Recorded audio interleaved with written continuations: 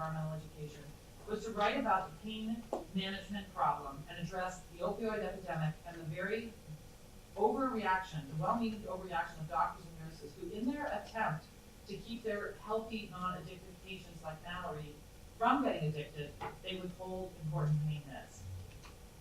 Advocating for better pain management protocol is part of Mallory's unfinished work and part of her unfinished life.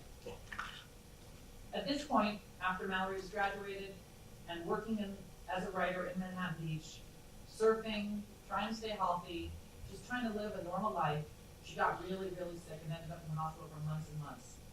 Almost a year she was in the hospital. And at that point, UCLA had no idea how to take care of her, and they kept calling Stanford. So Stanford doctor said, it's time for you to move back up because we want to take care of you here.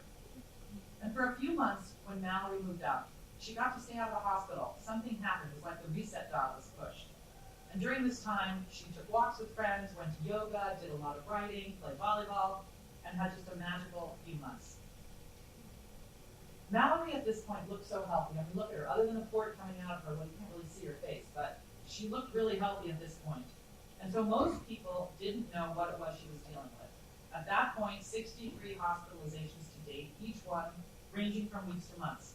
She lost friends who had CF to the disease, which of course is very scary when you have it. She had to struggle every day to prioritize staying healthy and doing her treatments with trying to go out with her friends who were doing all these fun things in San Francisco. She had to do many, many hours of treatment every day, try to juggle that with writing, try to juggle that with sleep, try to juggle that with exercise, and still try to maintain an active social life, which was very difficult. And the hardest was the forced contemplation of death. It wasn't until Mallory left for college and left the bubble of Beverly Hills that she had to think about disclosing her illness. Before that, everybody had read Mallory's 65 Roses. Everybody in Beverly Hills knew it because we had an event every year called An Evening in Mallory's Garden, and it was just common knowledge, and everybody accepted it. But she was afraid that when she went to Stanford, people wouldn't know what it was, and she just didn't know how to tell college freshmen about her disease or how serious it was. But fortunately, when you move into a dorm and you're doing treatment, you have roommates, it establishes immediate intimacy and word spread quickly, which relieved Mallory of the burden of having to disclose her illness. But after college, the issue came up with Jack, who we call for real life Prince Charming. They met on New Year's Eve in 2015, right before 2016. She had just gotten out of the hospital. This was during that very sick period in LA where she was living in Manhattan Beach. And the doctors let her out to go to a party because she'd been there for months and she was starting to really get depressed. And they thought, okay, we'll just send her home with a huge cocktail of IVs. She went to this party. She thought he was super cute, and she thought he was very, very nice, and he was very smart. But he was living up north, and she was in LA, and she knew she could not have a long-distance relationship because of how complicated her disease was. So she really didn't give him a second thought. But then months later, when the doctors told her to come back up north, she then met him just accidentally at a party, and they were playing beer pong, and all of a sudden, she felt a bout of hemoptysis coming on. And for those who don't know, hemoptysis is when you cough up blood. She ran into the bathroom, and she was in there for quite a while because there was a lot of blood. And when she came out, she had some blood splatters on her, and Jack expressed concern, which leads to insight number 3, which is it's difficult to know when to disclose invisible illness. Invisible illness can be anything. It can be diabetes, it can be mental illness. There are so many issues that, not just CF, that fall under this category of invisible illness. And that's one of the reasons Mallory wrote so much about it. She wanted her experience to help others because she knew that she understood so much because of her lifelong battle with illness that others who might just be diagnosed with something that was new and different and maybe not visible, it would be helpful to them. She often said that the issue of disclosure was the hardest thing about having an illness that wasn't visible. She worried about burdening friends, and she worried about scaring off employers. And in one documented case, Mallory, after college, after she moved back to San Francisco, had been working as a freelance writer, as I mentioned, and she was tired of being alone every day, and all her friends were going to these cool jobs in San Francisco in tech companies, and they were having so much fun, and she wanted that feeling of being part of a group, a staff, an office. So she found a job that was a writing job, and it was perfect for her because with writing, if you're sick, it doesn't matter, you can still write at home. You're not letting your teammates down if you're part of a team, because a lot of jobs these days are project and team-based. She wasn't interested or doing client services, which meant she didn't have to report to anybody. And she wrote the Gottlieb Native Garden book when she was in the hospital, because she was in the hospital for almost that whole year. So she applied for this job. She did her writing samples. She spent 2 weeks on them. I saw them and said, oh my God, these are amazing. They loved her personality. They loved her look. They loved her vibe. They loved everything about her, and they offered her a great job. And when she called to tell me that she was starting the next week, I said, you have to tell them you have CF, because they're not going to care as a writing job, and you've been sick so many times and in the hospital so much that undoubtedly you're going to end up back there, and it's important that they know. So guess what? When she told them that she had CF, all of a sudden the job was not a good fit, and they withdrew the offer. So that was another devastating complication that Mallory writes about, and it really does bring up the issue when it underscores the issue when you disclose your illness. Mallory also feared that no man would love her enough to accept the complications of her disease, the problems that her body presented, that there was something about Jack that left her wrestling with the decision about how much to tell him. She came to the conclusion that in terms of timing, there really isn't a right or a wrong, that every person has to make their own decision, and it depends a lot how serious you feel about the person. And with Jack, she wanted him to know right away, because she really liked him, and he seemed to really like her, and what she wanted to tell herself, or ask herself, was, is this cute guy who's fun to play beer pong with, and super attentive, and calling me to go out surfing and do all these great things, is he going to be there for me when I'm sick and sedated? But more important, she wanted him to know what he was getting into, because she felt that he had no idea what the disease was or what was going to happen. She ended up telling him, and it was a good thing she did, because a few days after that, she ended up back in the hospital, and this was the first of many more lengthy admissions to come. In fact, at this point, right after they met, was when the antibiotics stopped working altogether, and Mallory was just inching closer to the time when she was going to need a transplant. So Stanford refused to give her a transplant, and they refused to evaluate her. And before you ever get a transplant, you have to have an evaluation process. UCLA refused to evaluate her, and it was really terrible because these were the two hospitals that had taken care of her for years. The man doctor who was in charge of Stanford came in one day and said, you know, Mal, I don't think we can do anything more for you. There's nobody that's going to want to transplant you with your bacteria, so I'm thinking it might be time to pack it up, move home, be with your dog, be with your friends, be part of the Beverly Hills bubble, which we used to call it.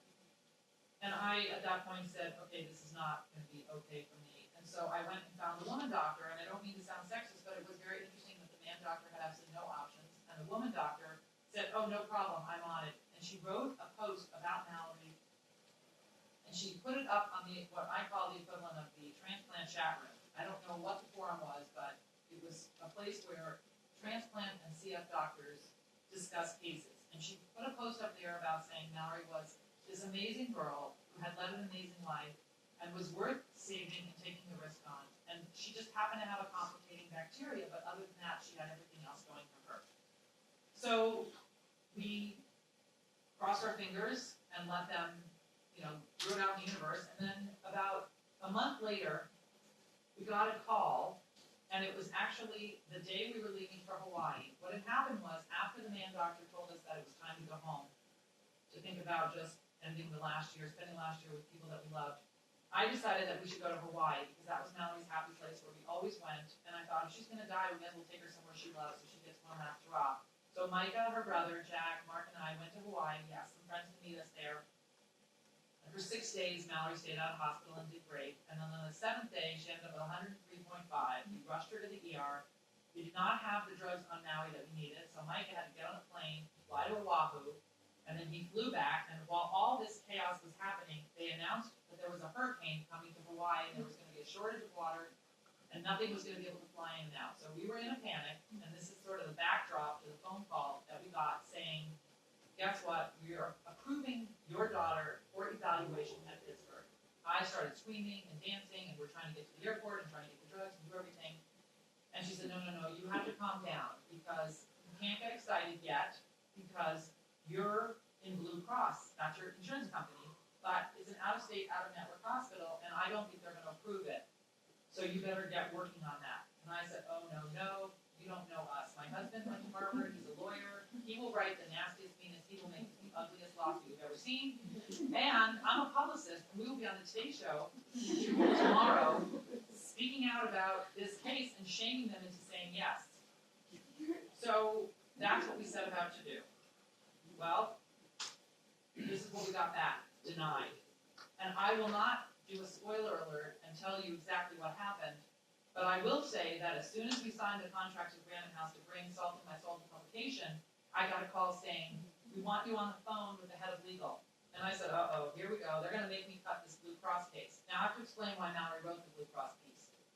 When all this was happening, Mallory was completely traumatized by the fact that they were trying to repeal the Affordable Care Act and that there were pre-existing conditions that were denied, and she was very liberal and very politically mindful of the fact that some people with privilege have health care and some people without privilege don't. And she was very, very, very upset. And so we've been back and forth for months, literally months, with the insurance company.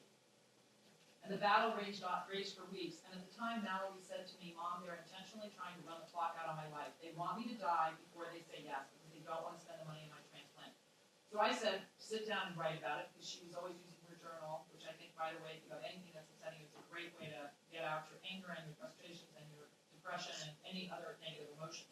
So she wrote this unbelievable piece, and I said, well, and she wanted to post it on her blog at the time, and I said, no, you can't do that. We're in the midst of the fight. Save it. We'll do something later. And unfortunately, I did not expect the later would be the book that we published posthumously, but nevertheless, she wrote this piece, Blue Cross, naming Blue Cross as the bad guy.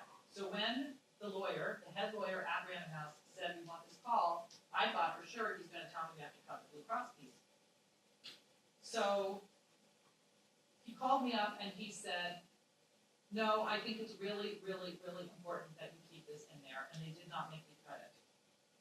So going back to what happened with Mallory was, after this intentionally devastating stall technique that they employed, which she writes about, we realized that we were going to need a miracle to turn that no into yes. And actually, our miracle came, but it came in the form of a man with very good connections to the highest level of insurance companies management. And actually, do you guys know Jason Bellett? I know the teachers do. So it was Jason Bellett's mom, Eileen's husband, Don, who was able to get that no into a yes.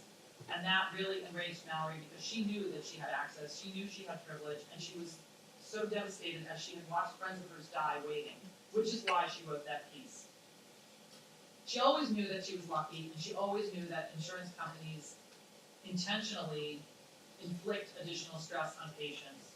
And all of this leads to her fourth insight, which she writes about very clearly, which is that doctors and not insurance companies should decide what kind of care the patients get and where they should get it. Because they weren't saying no to the transplant, they were just saying, we're not going to pay for that hospital, but that was the only hospital in the country that was willing to take her case on. So after we got our unbelievable yes, we spent a week in Pittsburgh. Uh-oh, we're running out of time. Please, there's start faster. Okay, so we got the transplant, she got approved for it, and they told us on a Monday that we had to be in Pittsburgh on a Friday for the evaluation. So Mallory had 2 days to pack up her life, say goodbye to her dog and all of her friends, knowing she may not make it back.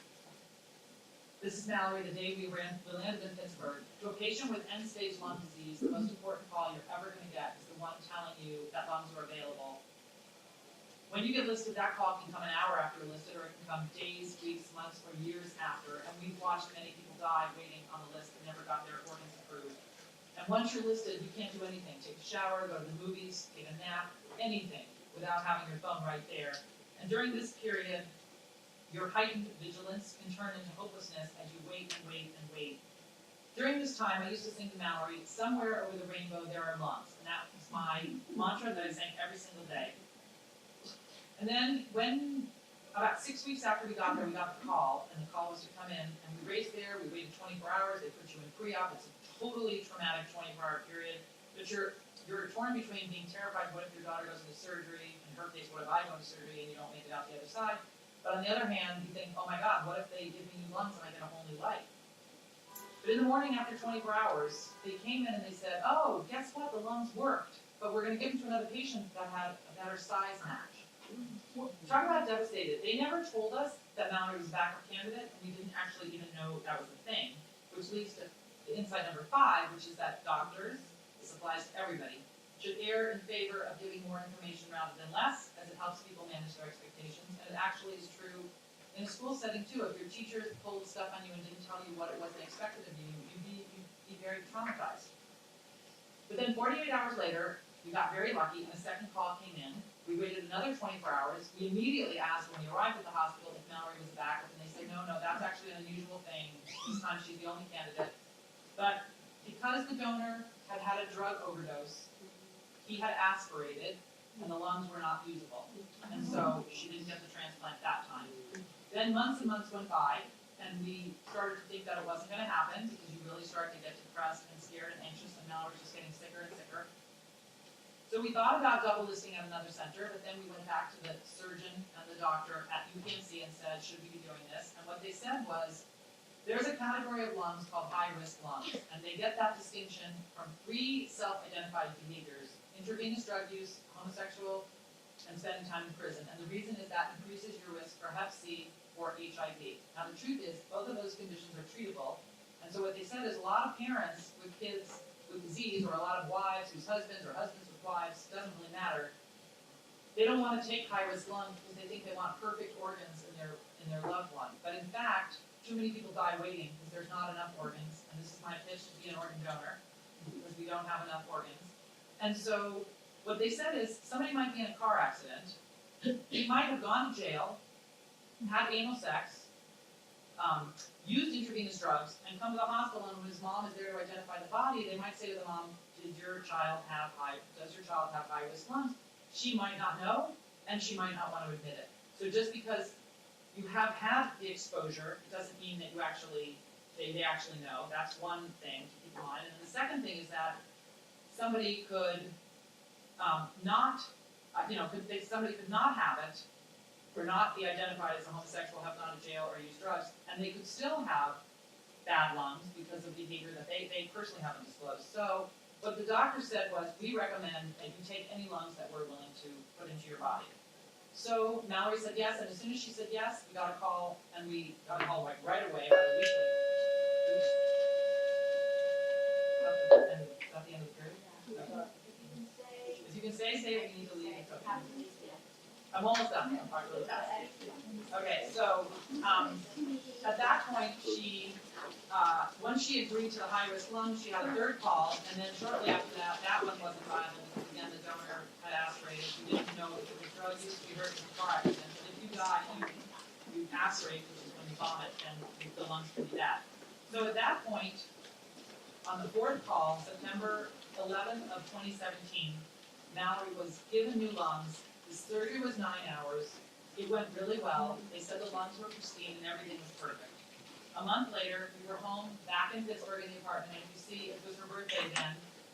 And there's a rainbow on her cake, because our theme song at that point was "Somewhere Over the Rainbow There Were Lungs." And at that point, we were very excited. We started dreaming about life in California.